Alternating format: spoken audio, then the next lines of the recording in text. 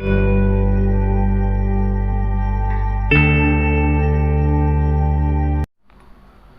Guys, मेरा नाम दीपक है। आज हम शुरू करने जा रहे हैं क्लास 10th का चैप्टर 5 जिसका नाम है अरिथमेटिक प्रोग्रेशन।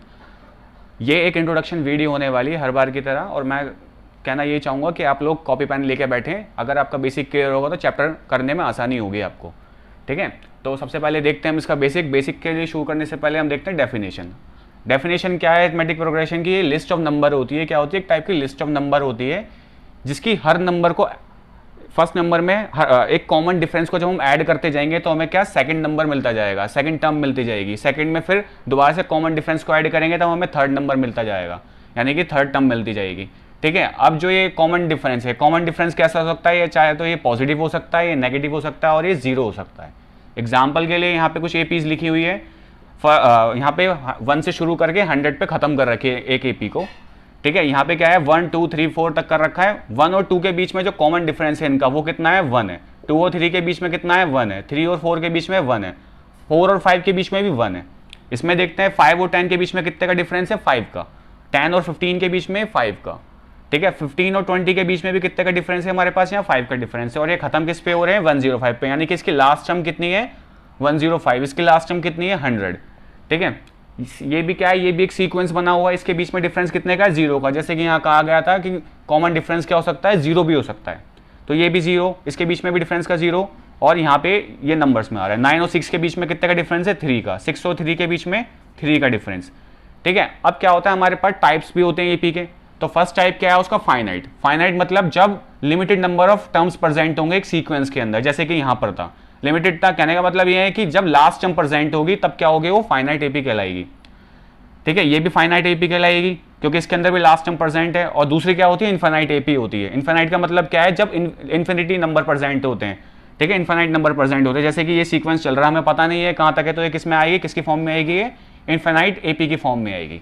चलिए अब देखते हैं इसकी जर्नल फॉर्म। आइए अब देखते हैं एपी की जर्नल फॉर्म। जर्नल फॉर्म क्या कहती है एपी की? ए प्लस डी, ए प्लस 2डी, ए प्लस 3डी, ए प्लस 4डी, और ऐसे करके ये चलती रहती है आगे तक। जो इसकी ए होता है, ये ए होता है इसका A1, और ए प्लस डी होता है इसका A2, ए प्लस 2डी होता है A3, ऐसे करके ये चलती रहती है। जहाँ पे हमें ए जो है इसकी ये फर्स्ट टर्म होती है। ए क्या होती है? इसकी फर्स्ट टर्म होती है। और ये जो डी है, ये डी होता है इसका कॉमन डिफरेंस। आइए अब देखते हैं कि हमें एपी बना के देखते हैं। अगर हमें ए और डी की वैल्यू दी हुई हो तो हम एपी कैसे बना सकते हैं। तो हमें पता है हमारे ए की वैल्यू कितनी दी हुई है? 3, यानी कि ए और किसके बराबर होता है? A1 के बराबर होता है। तो A1 निकल गया हमारा 3। A2 निकालने के लिए हम क्या करेंगे? A2 निकालने के लिए A प्लस डी करेंगे। A की वैल्यू कितनी दी हुई है? 3, और D की वैल्यू कितनी दी हुई है? 2, तो ये हो जाएगा 5, यानी कि A2 कितना आएगा हमारा? 5 आएगा। इसी तरह से A3 निकालते हैं।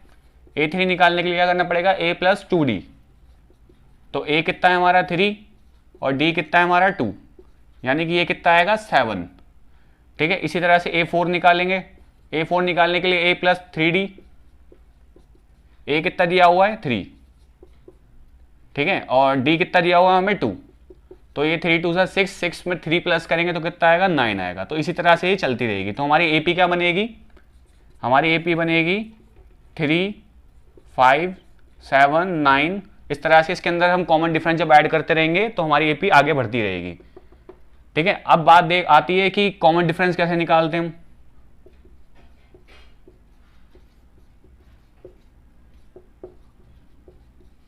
ठीक है, कॉमन डिफरेंस कैसे निकालते हैं। कॉमन डिफरेंस निकालने के लिए हमें क्या करना पड़ेगा? डी निकालने के लिए हमें, वैसे कॉमन डिफरेंस को हम छोटे डी से लिखते हैं। डी निकालने के लिए हमें क्या करना पड़ेगा? सेकंड टर्म में से फर्स्ट टर्म को माइनस करना पड़ेगा। तो A2 माइनस A1 जब हम करेंगे, A2 कितना आया हमारा इधर? 5 आया, और A1 कितना आया हमारा इधर? 3 आया।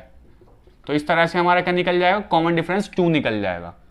जरूरी नहीं है कि हम A2 A1 से निकाल सकते हैं, हम यहाँ से किसी भी टर्म से निकाल सकते हैं। एग्जाम्पल के लिए अगर हम लेते हैं A3 में से A2 माइनस करते हैं, A3 कितना आया हमारा? 7, और A2 कितना आया हमारा? 5। तो जब हम 7 में से 5 को माइनस करेंगे तब भी हमारा 2 ही आएगा। तो इस तरह से ये चलते रहेंगे। अब देखते हैं कि अगर हमें कहा जाए कि नंबर ऑफ टर्म्स निकालनी है, नंबर ऑफ टर्म्स का सम निकालना है, उन चीज़ों को निकालने के लिए हमें क्या फॉर्मूले यूज़ करने पड़ेंगे। अब हम देखते हैं इनके फॉर्मूले। आइए अब देखते हैं how to find the number of terms. अब हमें क्या नंबर ऑफ टर्म निकालनी है। जैसे हमें कोई एपी दे रखी है, उस एपी के अंदर हमें कहा जाए कि 8 10 निकालो, 10th टर्म निकालो, 20 टर्म निकालो, 15 टर्म निकालो, उसके लिए हमें क्या यूज करना पड़ेगा, फॉर्मूला। फॉर्मूला कौन सा है, a10 is equal to a plus n minus 1 into d. अब एग्जाम्पल के लिए जैसे यहाँ पे एक एपी लिखी हुई है, लास्ट एपी को ही कंटिन्यू करते जा रहे हैं एग्जाम्पल के लिए हम। जैसे यहाँ पे एपी लिखी हुई है 3, 5, 7, 9 सो ऑन, और हमें कहा गया है यहाँ पे a10 निकालो, यानी कि यहाँ पे जो 10th टर्म आएगी वो कितनी आएगी, जो 10वें नंबर पे यहाँ पे नंबर आएगा वो कौन सा आएगा, उसको निकालने के लिए हमें ये फॉर्मूला यूज करना पड़ेगा। इस फॉर्मूले को यूज करने के लिए इसके अंदर जो जो चीजें हैं, जैसे कि यहाँ पे a है, यहाँ पे n है, ये d है, तो पहले ये फाइंड करना पड़ेगा। जैसे a हमें पता ही है, a क्या होता है, a1 होता है, a1 की वैल्यू कितनी है 3, और उसके बाद हमारे पास क्या आएगा n क्या है यहाँ पे, जो टर्म निकालने को बोली गई है। जैसे यहाँ पे हमें बोला गया है 10, a10 बोला है, तो n की वैल्यू कितनी होगी 10। उसके बाद d है हमारे पास, d हमें सबको पता ही है कैसे निकालते हैं, वो कॉमन डिफरेंस होता है a2 में से जब a1 माइनस कर देते हैं। a2 ये है, a2 में से जब a1 माइनस कर देंगे, a2 कितना है हमारा 5 और a1 कितना है हमारा 3, जब इसमें से इसको माइनस करेंगे 2 आएगा, यानी कि d की वैल्यू कितनी आ जाएगी 2। अब इन सबको हम फॉर्मूले में पुट कर देते हैं। फॉर्मूला है हमारा an is equal to a plus n minus 1 d. अब an यानी कि a तो ऐसी कैसी रखना है और n की जगह क्या रखना है 10, यानी कि a10 निकालना पड़ेगा फिर। और a कितना है हमारे पास यहाँ 3 है, और n की वैल्यू कितनी है हमारे पास 10 है, और d कितना है 2 है। तो बस यहां से इसे सॉल्व कर लेते हैं। ये 10 में से 1 जाएगा तो 9 आएगा, 9 2 18, और 18 हो तो 3 प्लस करेंगे तो हमारे पास कितना आएगा 21 आएगा। यानी कि जो a10 निकली है, इस AP की 10th टर्म निकली है, वो कितनी होगी 21 होगी। अब इसी तरह से हम क्या निकाल सकते हैं इन AP के, जैसे यहाँ पे a10 आ गया हमारा 20, तो बोला जाएगा नेक्स्ट में कि उन 10th टर्म का सम कितना होगा। उन 10 टर्म का सम निकालने के लिए हमारे पास अलग फॉर्मूला होगा। आइए अब उसको देखते हैं। आइए अब देखते हैं how to find the sum of the first n term. कहा गया है कि शुरुआत की जो टर्म्स होगी उनका सम कैसे निकाल सकते हैं। जैसे हमें ये हमारी लास्ट वाली एपी है उसको कंटिन्यू कर रहे हैं 3, 5, 7, 9। यहाँ पे हमें बोला गया है शुरुआत की 10 टर्म है, शुरुआत की जो 10 टर्म है एपी की, उनका सम कितना होगा। ठीक है, यहाँ पे s किसको डिनोट कर रहा है, सम को डिनोट कर रहा है, तो उसको सम को निकालने के लिए हमारे पास फॉर्मूला होगा n/2 2a plus n minus 1 d। ठीक है, अब इसके अंदर क्या क्या रिक्वायरमेंट होगी, हमें फॉर्मूले को यहाँ पे n निकालना पड़ेगा, a निकालना पड़ेगा और d निकालना पड़ेगा। n तो लास्ट टर्म की तरह ही, जैसे हमें यहाँ पे s10 बोला हुआ है तो n की वैल्यू कितनी होगी 10, यानी कि n क्या होगा नंबर ऑफ टर्म्स। s10 बोला है तो वो 10th टर्म का निकालना पड़ेगा हमें। तो a क्या है हमारे पास यहाँ पे 3 है, और d क्या है लास्ट टर्म में, d क्या है a2 माइनस a1 करके निकाल सकते हैं, जैसे लास्ट टाइम निकाला था वो 2 आया था। ठीक है, अब इन सबको फॉर्मूले में पुट कर देते हैं। फॉर्मूला क्या है हमारे पास, s is equal to n/2 2a plus n minus 1 d। s10 तो ऐसे ही रहेगा क्योंकि इसका सम निकालना है। n कितना है हमारे पास 10, a कितना है हमारे पास 3, n 10 हो गया वापस, और d कितना हमारे पास 2 है।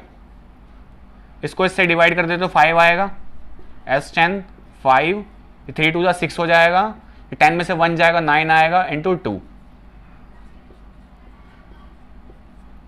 ये 9 2 18, ये 18 और 6 को जब प्लस करेंगे तो ये आएगा 24, और जब 24 को 5 से मल्टीप्लाई करेंगे तो हमारे पास आएगा 120। तो s10 कितना आ गया 120, मतलब शुरुआत की जो इस एपी की शुरुआत की जो 10 टर्म्स होगी उनका सम कितना होगा 120 होगा। सम कितना होगा 120 होगा। अब हमसे कहा जाएगा कि इसके अंदर कि लास्ट टर्म निकालो। लास्ट टर्म का देखते हैं अब कॉन्सेप्ट क्या है। ये अब देखते हैं how to find the last term of the AP. ये हमें एपी दी हुई है, लास्ट वाली एपी को कंटिन्यू कर रहे हैं। अब इसमें कहा गया है कि इस एपी का लास्ट टर्म हम कैसे निकालेंगे। हमें लास्ट टाइम एपी में पता चला था a10 की वैल्यू निकालने के बाद कि हमारी a10 की वैल्यू कितनी आई थी 21 आई थी। अब हमें तो पता है कि ये एक फाइनाइट एपी है, इस फाइनाइट एपी का लास्ट टर्म कितना है 21 है। तो यहाँ पे जो l है ये किसको डिनोट करेगा, लास्ट टर्म को।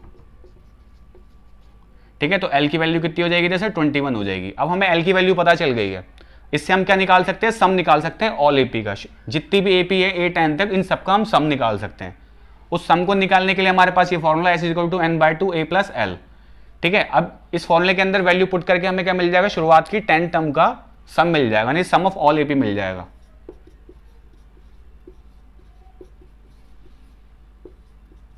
n हमें पता ही है कितना है, हमारे पास a10 है, यानी कि नंबर ऑफ टर्म्स कितनी है 10 है। तो n की वैल्यू कितनी हो जाएगी 10 हो जाएगी।